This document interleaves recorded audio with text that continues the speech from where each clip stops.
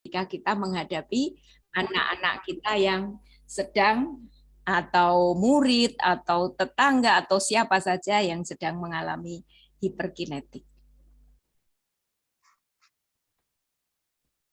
Sahabat Prani Giling di seluruh tanah air Indonesia, anak-anak kita atau siapapun yang pergi ke sekolah ya, setiap hari pergi ke sekolah, tetapi sebagian di antara mereka itu tidak berprestasi, ya.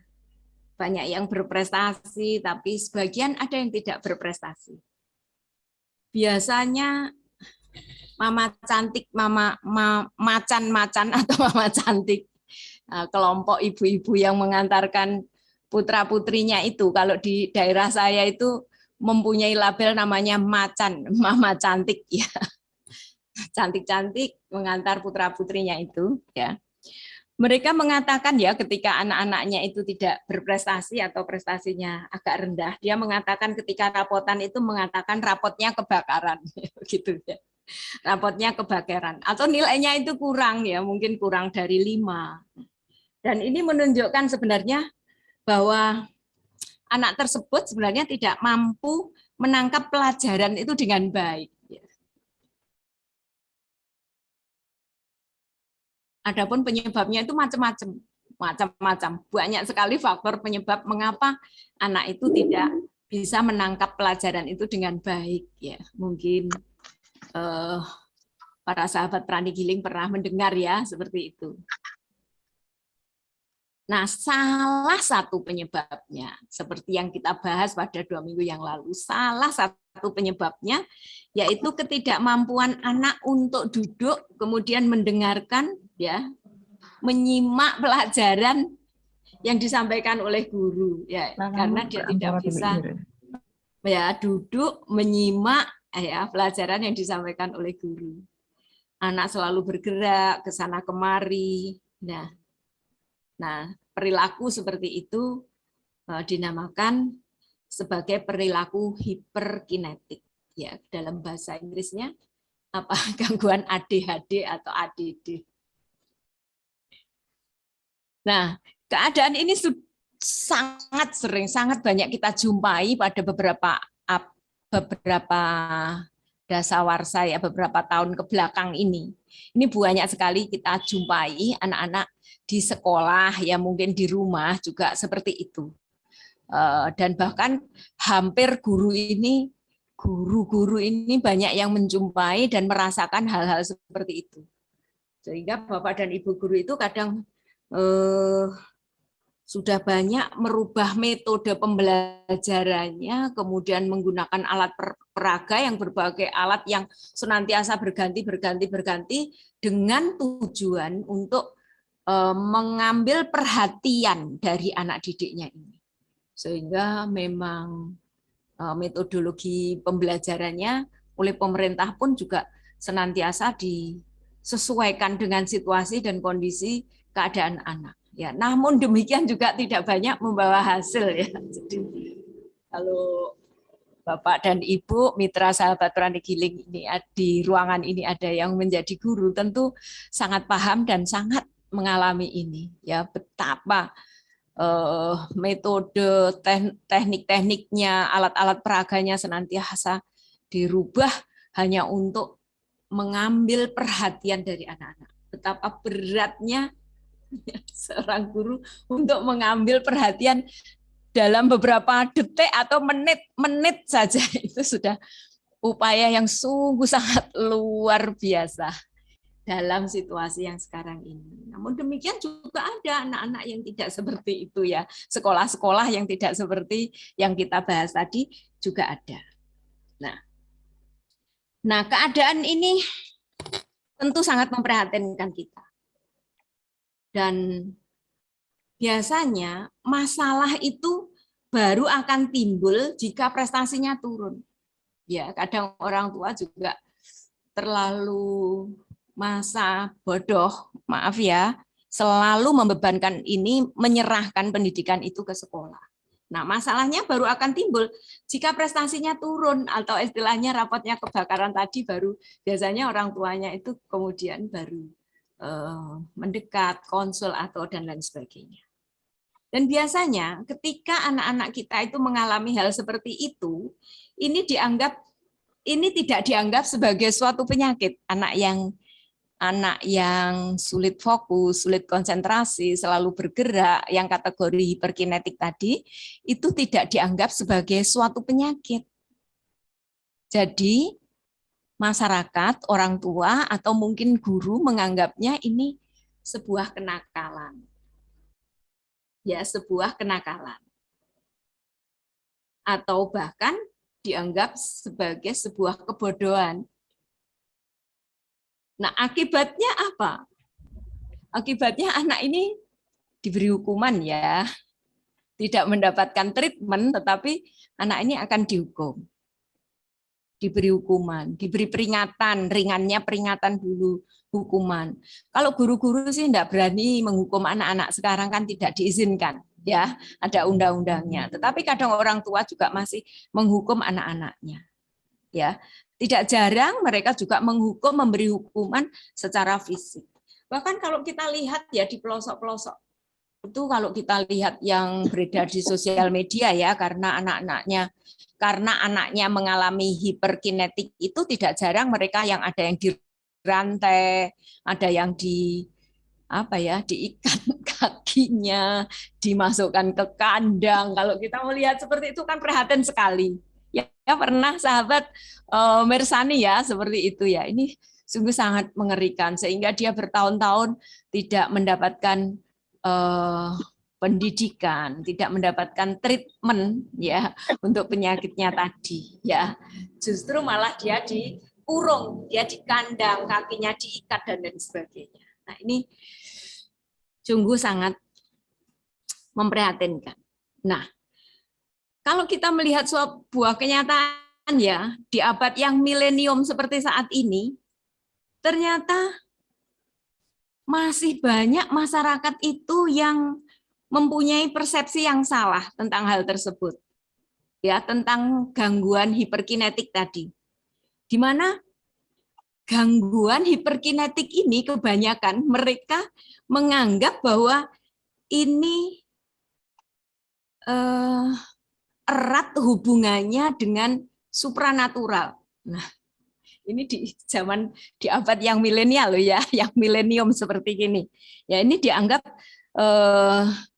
erat sekali hubungannya dengan supranatural atau kekuatan gaib. Ya, sehingga tidak jarang dari mereka ya justru melakukan penyembuhan itu dengan tidak wajar ya, karena mungkin juga adat, kebiasaan ya yang ada di lingkungan ya, atau kurangnya informasi ya tentang gangguan tersebut, tentang kondisi tersebut, kurangnya edukasi, kurangnya informasi. Ya, sehingga di masyarakat itu timbul stigma dan bahkan mereka malu kemudian disembunyikan seperti yang saya bicarakan tadi. Nah, bahkan mereka tidak jarang yang melakukan penyembuhan ini ya, mereka dibawa ke dukun ya misalnya seperti itu. Karena itu nanti dianggap gaib dan lain sebagainya. Ya pernah ya, mungkin sahabat Prantigiling pernah ada yang mendapati hal-hal seperti itu, dan ini sungguh sangat memprihatinkan bagi kita semua. Ya, sebenarnya menurut penelitian gangguan hiperkinetik ini itu disebabkan oleh gangguan neurotransmitter, yaitu ada senyawa organik yang ada di otak yang membawa sinyal ke arah neuron itu, sehingga ini kan memang perlu di treatment ya, sehingga sinap yang ada di otak, sel-sel yang ada di otak dan sinapnya itu tidak menyala ya, tidak menyala, sehingga ketika tidak menyala ini otaknya tidak hidup. Nah, ketika otaknya tidak hidup, ibaratnya tanah itu tidak subur ya tidak hijau begitu ya, tidak hijau ya, sehingga tidak bisa digunakan untuk apa, fokus, berpikir dengan baik, itu sebenarnya seperti itu. Nah, sahabat Prani Healing, sebelum nanti kita sampaikan tip-tipnya, barangkali sahabat Prani Healing ada ya yang mendapati hal-hal seperti itu, barangkali ada yang mau sharing, silahkan. Kalau belum, kita akan lanjutkan dulu, yaitu tentang tipsnya ketika kita mendapati seseorang anak yang seperti itu. Ya. Tip-tipnya, tentu saja tip ini sebenarnya sangat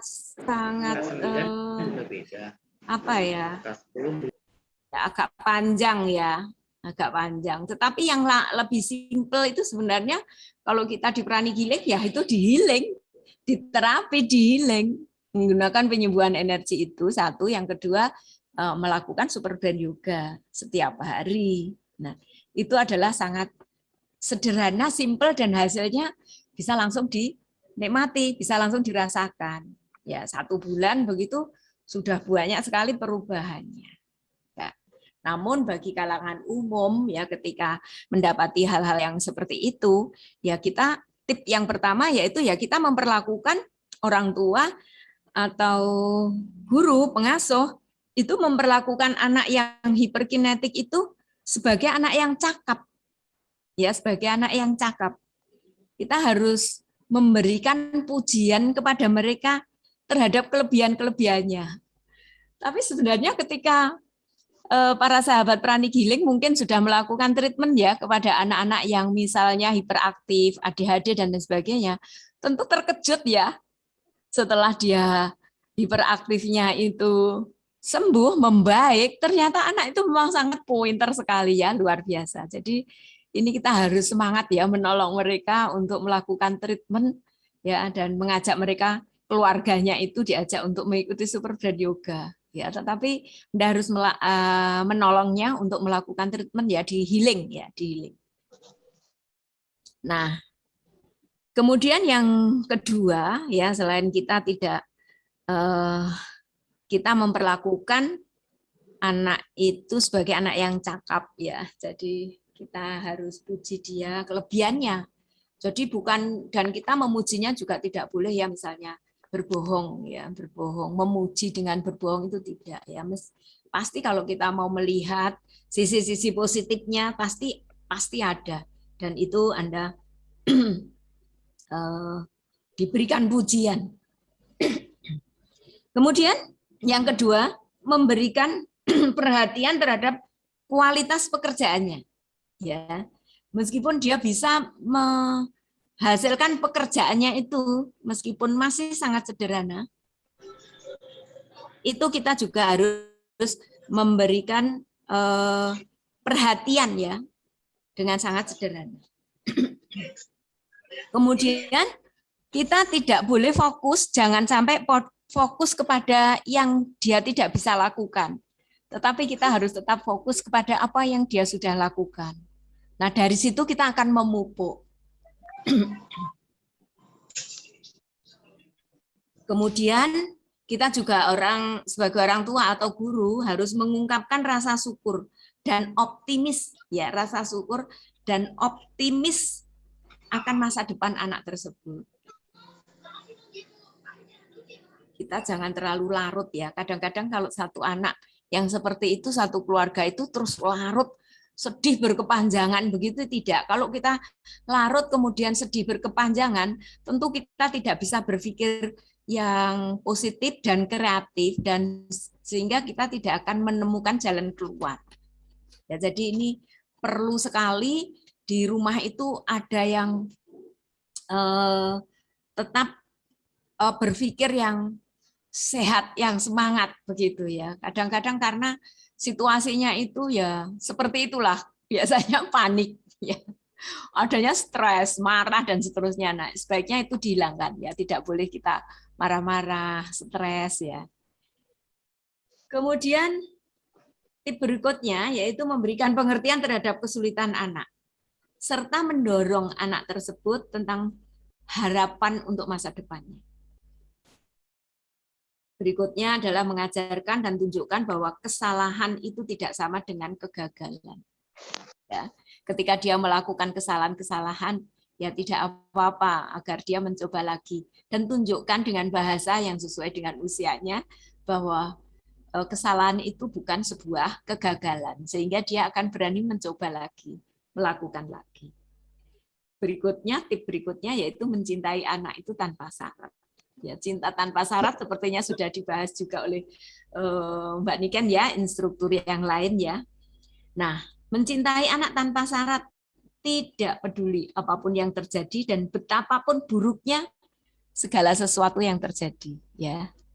Jadi seorang orang tua baik ibu atau ayah mencintai anak memang harus tanpa syarat. Kemudian jangan sampai kita membandingkan anak kita ini, anak yang mengalami hiperkinetik tadi dengan anak yang lain atau dengan saudaranya. Masmu lo ndak gitu ya, itu kan membandingkan. Ya, tidak boleh membandingkan karena kita semua adalah unik ya, memang unik, mempunyai keunikan masing-masing. Ya. Kemudian bersikap realistis ya, dengan harapan-harapan kita, kemudian kita tidak membatasi apa yang bisa ia lakukan dan akan terjadi apa. Ya. Jadi tidak terlalu membatasi, jangan ini, jangan itu, dan seterusnya. Tetapi pengawasannya kita harus tetap membersamai terus ya, kita harus bersama-sama. Ya, dan mungkin bisa membagi tugas, tidak Anda sendiri ya, misalnya tidak ibunya sendiri, tetapi bisa dengan ayahnya.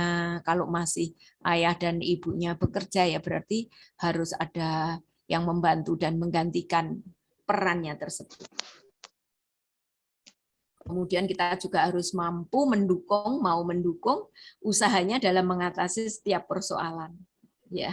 Dan kemudian kita tidak mendorongnya terlalu keras ya. Karena memang berbeda ya. Karena nanti kalau terlalu keras dia akan menjadi lebih putus asa ya. Misalnya begini, ketika kita mengajari dia untuk membaca di dalam hati, ya kemudian dia belum bisa membaca di dalam hati, ya biarkan saja dia membaca keras-keras, ya membaca keras-keras, enggak apa-apa daripada kita paksa dia membaca dalam hati, kemudian nanti dia frustasi, akhirnya tidak mau melakukan lagi. Ya.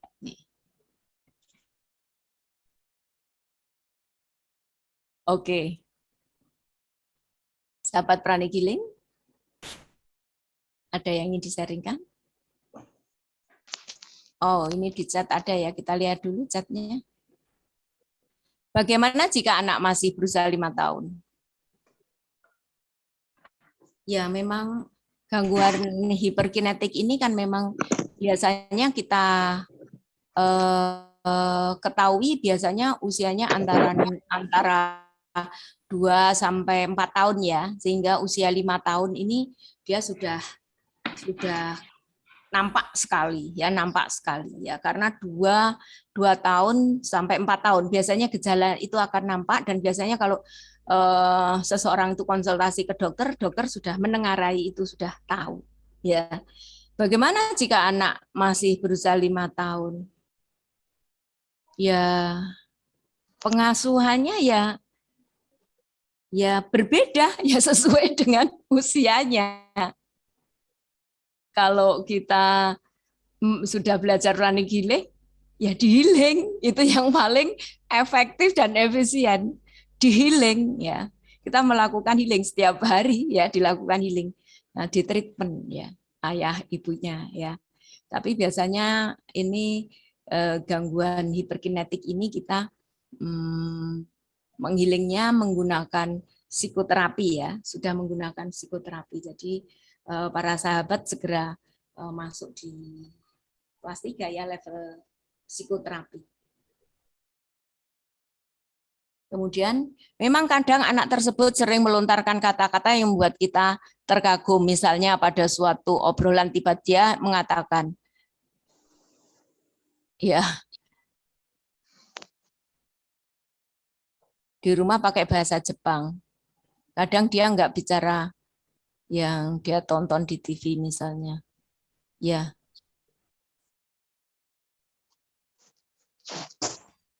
Bagaimana sikap kita menanggapi anak tersebut? Ya, kadang dia ngajak bicara dengan yang dia tonton di TV, misalnya Doraemon. Lalu bagaimana sikap kita menanggapi anak tersebut?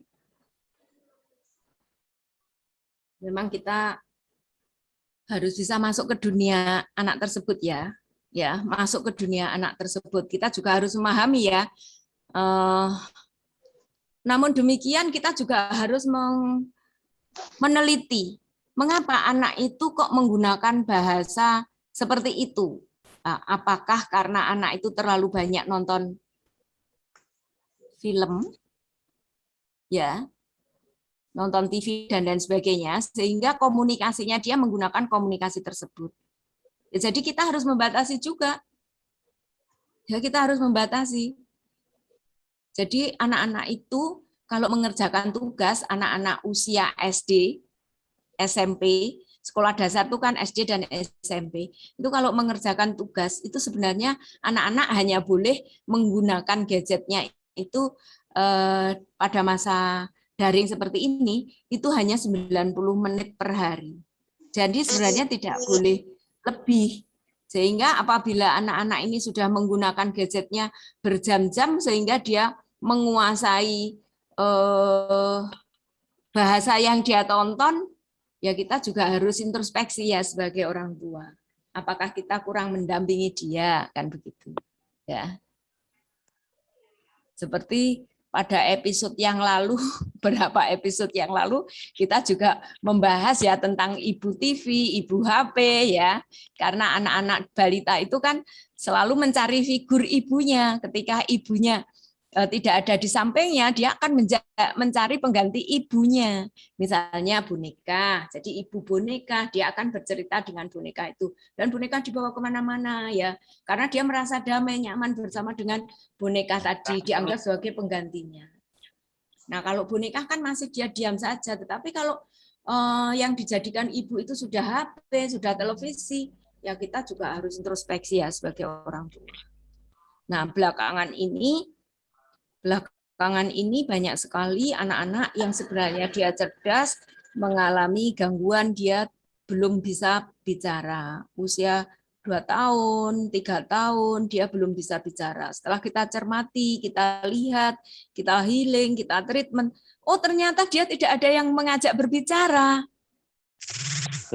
Ya, tidak ada yang mengajak berbicara, sehingga dia tidak tahu bahasa ini. Bahasa yang kita gunakan dia tidak tahu, tetapi dia tahu bahasa Upin Ipin, misalnya seperti itu. Nah, ternyata tidak ada yang menemani dia bermain, dia berbicara, dan lain sebagainya.